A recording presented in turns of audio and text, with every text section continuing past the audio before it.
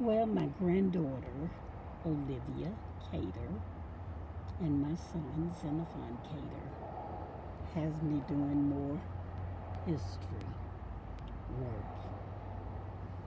And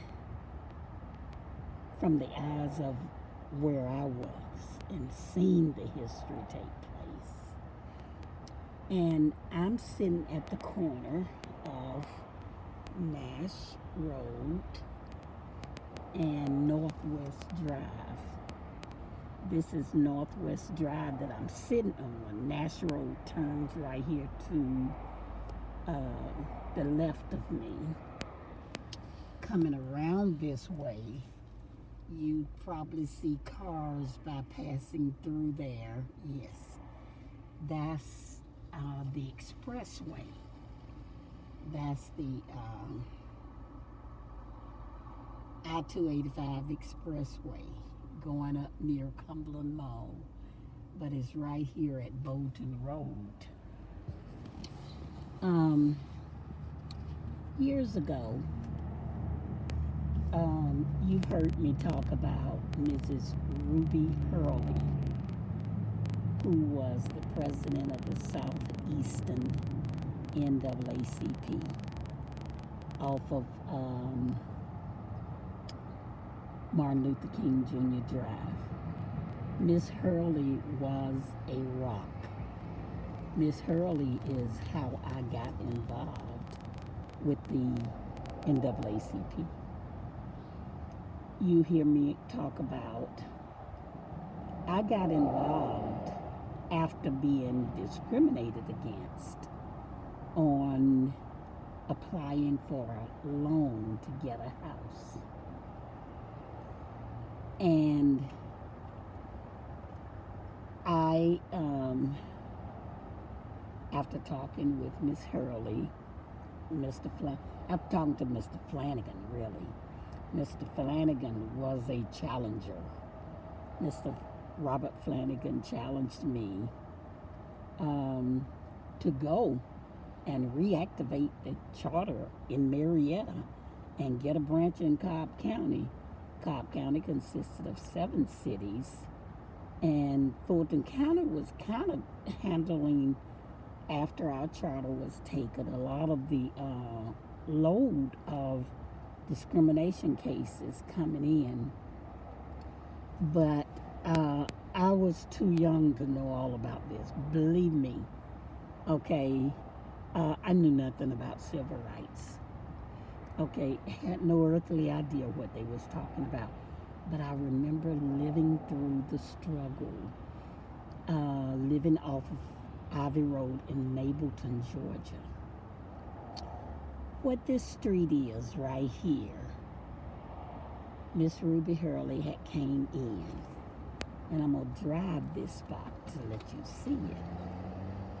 Miss Ruby Hurley had came in, and it was a mill called Whittier Cotton Mill.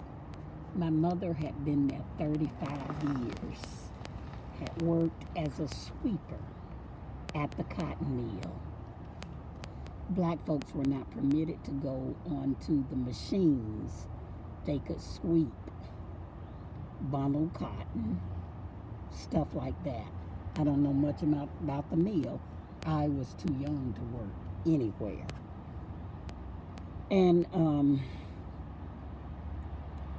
I remember seeing on TV when Dr. King, when President John F. Kennedy died and was assassinated. And later in years, Dr. King was. But in between that time, there was a lot of civil rights battles. My mother, Thelma Cypress Scott Ward, was one of the main characters in the lawsuit that went against Whittier Cotton Mill. When I think about history, I don't really get angry it you know, it can make you angry, but that was the times. And it was what it was. When you think about 1890, when Georgia went segregated, or it was already that. And you think about the desegregation years and such as that, I'm blessed to have such history.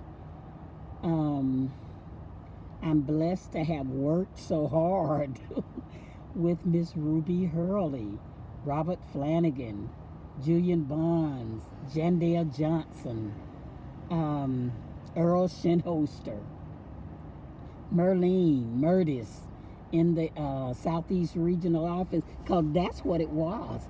I seen the day when they got no paychecks. It was all volunteer work. If no money came in, you couldn't get paid. Okay, so you had to be dedicated to the work. The route that I'm going to take you from here, I'm going to take you over to the gas tanks. From the gas tank to the railroad track to Whittier Mill. I had to be 7 or 8 years old, somewhere in there. But I know it was in the 60s. And my mother had went to work that morning. I think mother worked a double that morning, that day, or night and day. And the NAACP went in that morning. People were dying, not just black folks. Poor white folks were dying. We didn't see black and white. I had to learn to be around black people, y'all, believe it or not, because being raised over where we were raised at, racism was kept from us. Number one, and I can't stress that enough, children was not in adults' conversations. Okay, so to know my dad, Samuel Ward, and to know my mom, Thelma Ward, you were a child. You wasn't in their grown-up business. And so I remember that morning. And to think back on that morning, I've driven over here before. We drove over here when we were young children to see where my mom almost died at. Almost got burned up for the cause of civil rights. Okay, so when I think of the Scott's name, I think of the contributions for the Turleys, the Phillips, the Suttons. Okay, we just knew white folks. Okay, but we didn't know that they were white folks. We just thought all of us was folks. Okay, that's the catch to it. I don't ever remember using that term. Tell a little story about my son. That's how deep it was in us. I remember my son, a person came up to my car when I had children, and he asked, my son said, "Ma, somebody came up to the car and told me to tell you hello." And in the area that we was in, I said, "Well, what color were they?" And he pointed at the middle of his hand, and he said, "That color."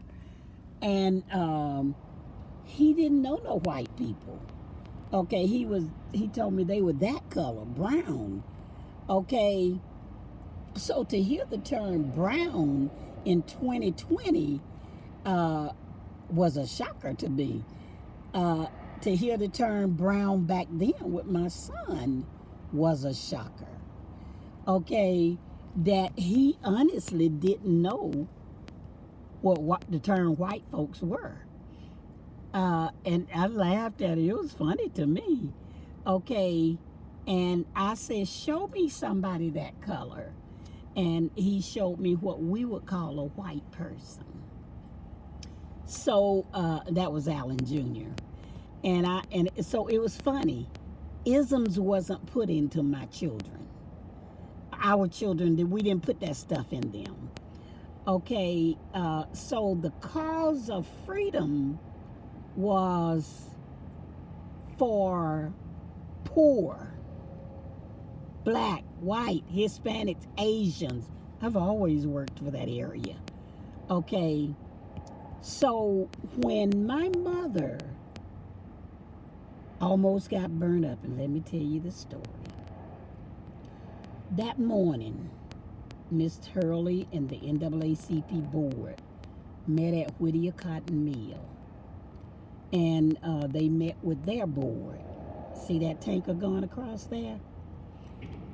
Bolton Road was shut off that morning at the exact same time when you get off work from Whittier Mill and come this way, and if the street is cut off right there, you would turn this way down Northwest Drive, and Northwest Drive goes on around to where the Coretta Scott King School is.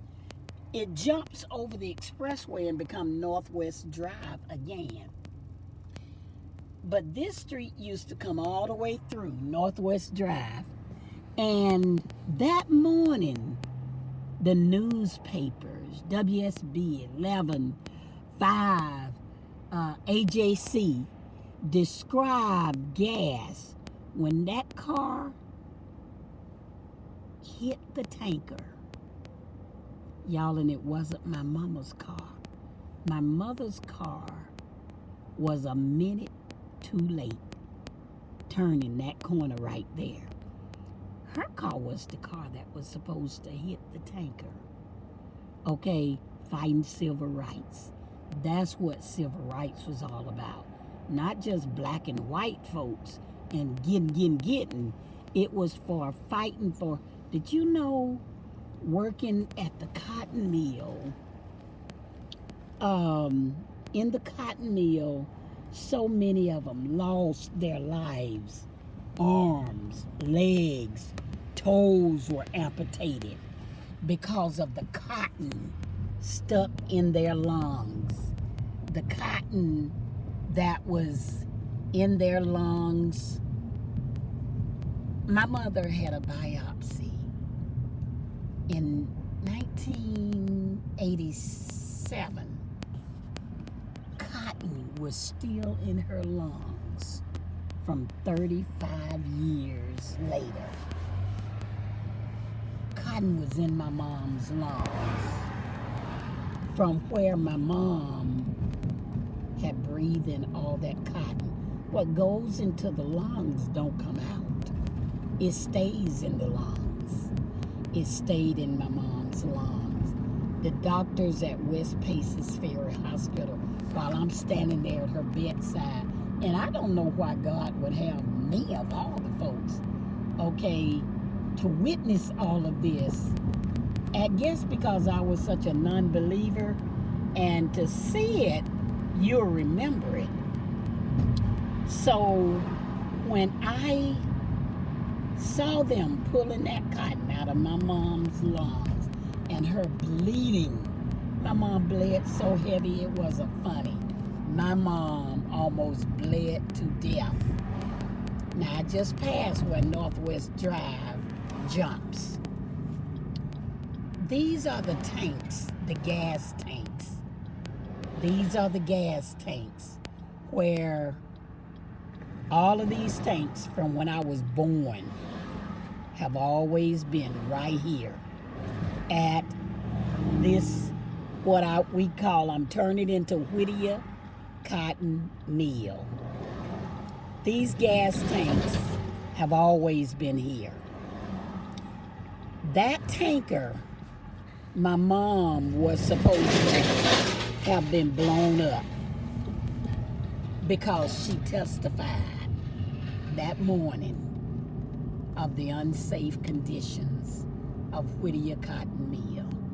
My mom testified of the unsafe conditions and how they affected them. My mom was a Scot. Okay, my mom was my mom was an educated woman. She graduated from Booker T. Washington with a 12th grade degree. My mom was a debutante. My mama was really involved with school because her family was involved with education. Her cousins, Miss Strickland, all of them was involved with education. Okay, so you were involved to get us to a higher level, not just to a name. Okay, the Scott family has always been strong in the education field. Now, I'm convinced that I don't know what color my great granddaddy William J. Scott was. I don't know what color my great granddaddy was. I'm convinced there.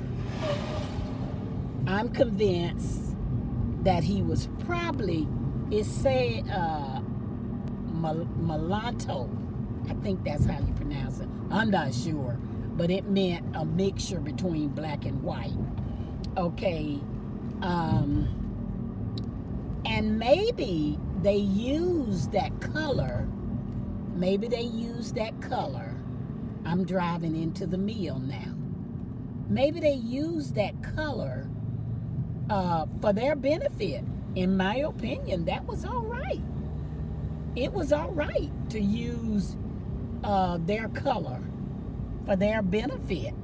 As far as I'm concerned, my great-grandfather on the Fecker side, my great-grandfather was, now let me show you, I'm at the railroad track now. Okay, the railroad track was always a sign, okay, a division sign. I'm now entering into the city of Atlanta, Whittier Mill Park. The city of Atlanta, Whittier Mill Park. I'm entering in from a little girl, how I used to, we used to come down here. I remember these two houses. They are the same. No change, except for improvement with the wood on the side. I remember it.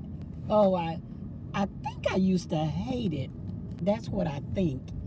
Coming to the mill. Now I'm entering into the, and you need to bring your children down here where my sister Gwen, my sister Barbara, Teal, and if you lived in Scott Crossing, you worked down here at the mill. Right here you see, this is the park that they changed into the cotton mill. From the cotton mill. These are the old bricks. See, you always leave your old bricks up, okay, because that's where your money come in. That's where your grant monies come in at. You don't tear things down. We want to tear it down when it gets 100 and 150 and 200 years old. We want to tear it up and tear it down and get rid of it. White folks build it up. And what they do is make parks out of it. That's what they do. They make parks out of it. Which is a good thing. Okay? That's the history of it. This was the Scott Crossing Park. This is Whittier Mill, where my mom worked at. This was Whittier Mill. Okay, and folks come down here to get the history of such places. Yes, I'm gonna get out of the car. People come down here for the history. My son asked me, what about the mill? Where was the mill? Well, my mom was leaving this mill right here. Miss Hurley had just had a meeting with the plant officials. All they was asking for, I'm going to show you what they were asking for, were masks to go over your face and your nose to stop the cotton from going down into your lungs. Okay, they were dying with emphysema. They were dying from my mom. If you saw my sister Gwendolyn was the oldest of 14 children. My sister was trained at the Bell Bombers plant. That's why there's a book at KSU written on Gwendolyn. You ought to want to read it. But my sister was trained as a Scot. Okay, you went by them last names. You went by that history. Okay, people want to make it nasty and talk about who's your mama and who's your daddy. I'm not interested in stuff like that. I know who my mama and my daddy is. And I know that you mess with Samuel Ward's children and you get in trouble. Yes, my daddy was very protective of all 14 children. But Gwendolyn was the one that, okay, they sent to the Bell Bombers plant to teach her how to run the machines. Hey, how you doing? Gwen was supposed to run the machines as one of the first black Scots to be educated. Gwen was like May and Linnell. Gwen was educated. Gwen was believing in education. And I'm going to tell you, to be sent to the Bell Bombers plant. And they would not let Gwen come here and run a machine. They thought they would hurt our family. That's what they did. They thought that they would harm my mom. That's what they thought. And my mom was fearful. And now I know why she was so fearful. I knew then, but after I got involved with the NAACP, and I got involved in 1972. I needed to give back for what they did, saving my mom's life. When my mom left that little chimney right there, that morning, in that office, that morning, yeah, it needs to stay up. That building needs to stay up. And you ought to come and take your pictures with your children down here if you are Samuel and Thelma Ward's children. And yes, you see so many Caucasians, as my daughter-in-law Mary would say, that are here, that are feasting off history. Yeah, they're learning. They're out here with the children, but my mom, when they left that building that morning, my mom had to testify. They went into court. They went into civil rights fights. And my mom had to be involved. Miss Ruby Hurley, I don't know if Miss Hurley had a law degree. I don't know what her education was. Okay, but I know that those civil rights leaders was not playing. It was no joke. When they shut this mill down, it wasn't no joke. Do y'all see what they shut down? All of this. Y'all, it was just as many white folks, legs being amputated, couldn't breathe, couldn't anything than you would ever imagine. See that chimney right here? Where I remember the chimney, where the smoke would go out. I remember going into these buildings. I remember seeing that cotton. And you know, when you're pregnant, and my mama carried 14 children, raised them off of right here. This is where my mama raised us off of. That building right there.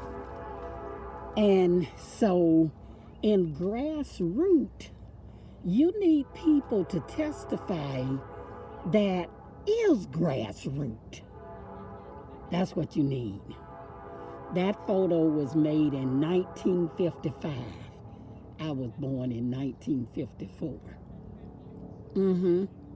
I remember the houses just like that. And so my mom was leaving that morning, and just so happened,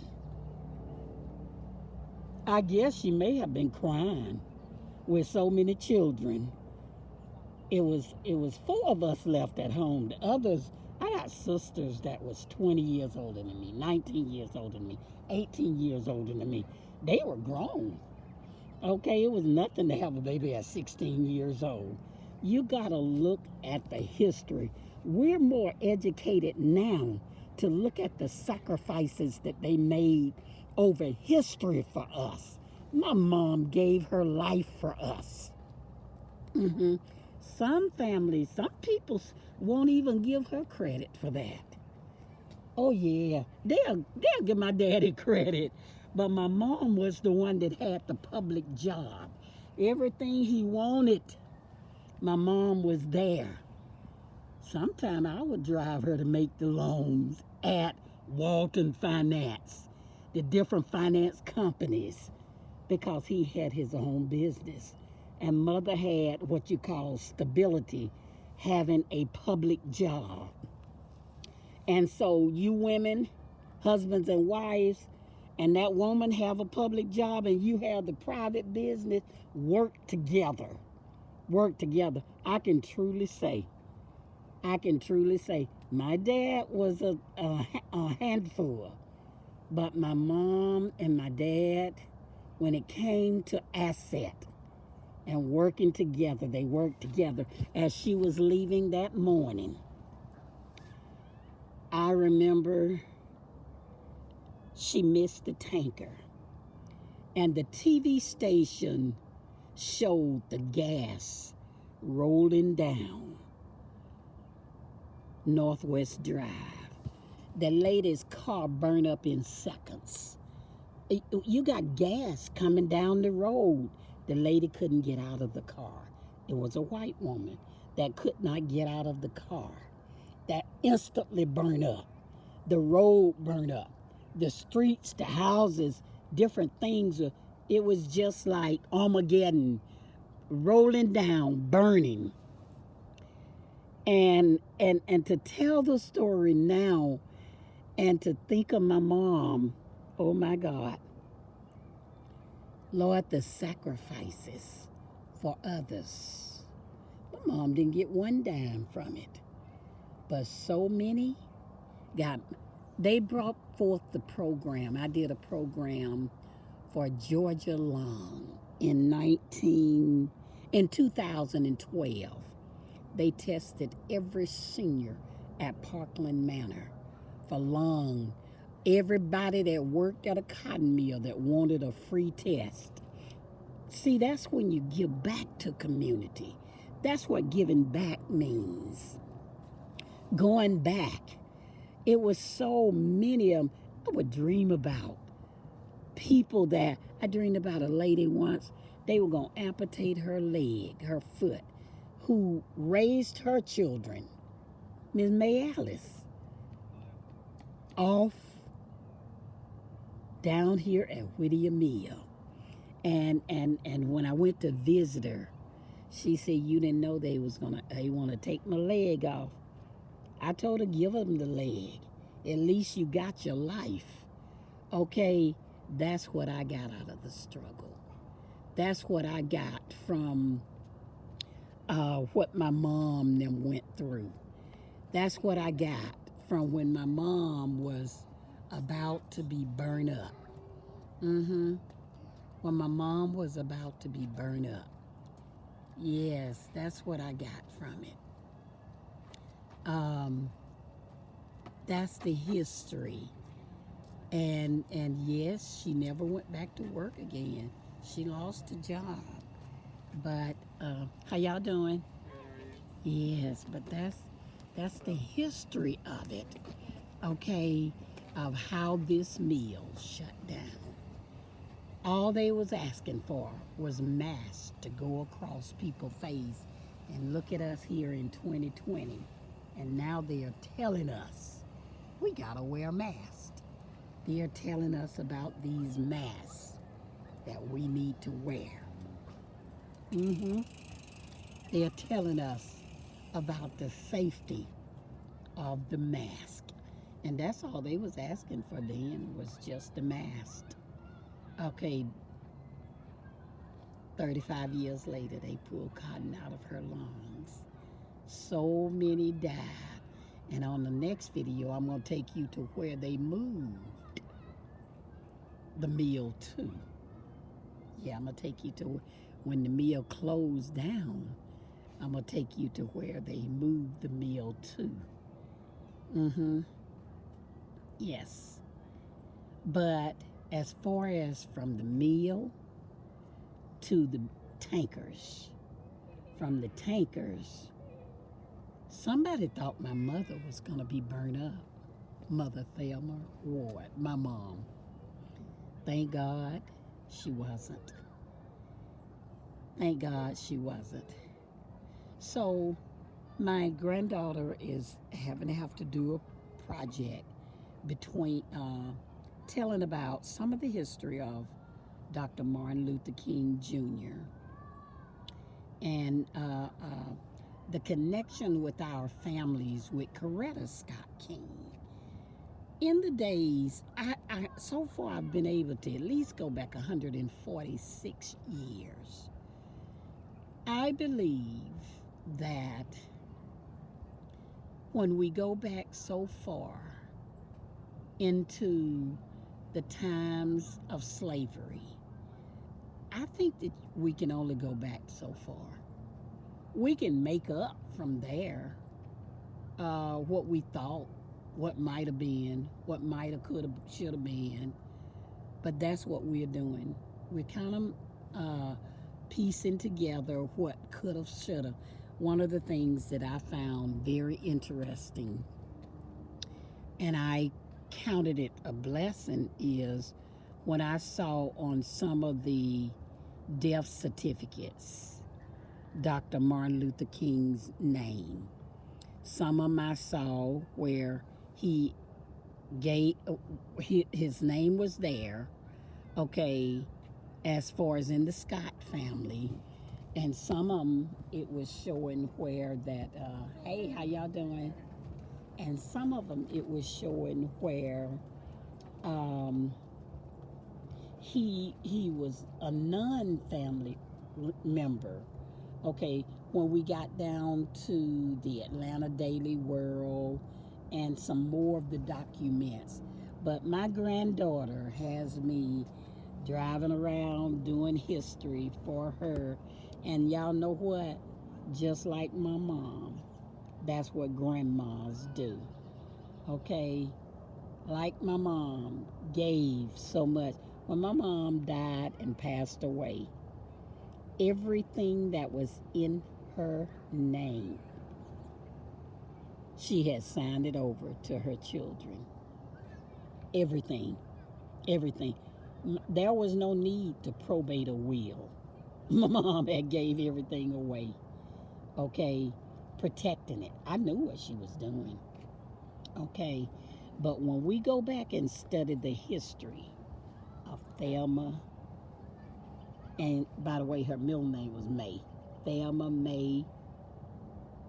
Her daddy was Johnny Cypers. Her mother was Eleanor Cypers. Her great-grand Eleanor Scott Cypers, the daughter of William J. Scott. And when I studied the history of my family, my mom's family, when I studied the history of my dad's family, G.W. Felker, okay, I know and I believe that those two men of whatever race, Malota, whatever the name, whatever it is, use their color to gain for us. History is not you getting a piece of the pie. History, when I think of history, I don't think of nothing that I lost. I think of my purpose. And I think of what I was supposed to do in life.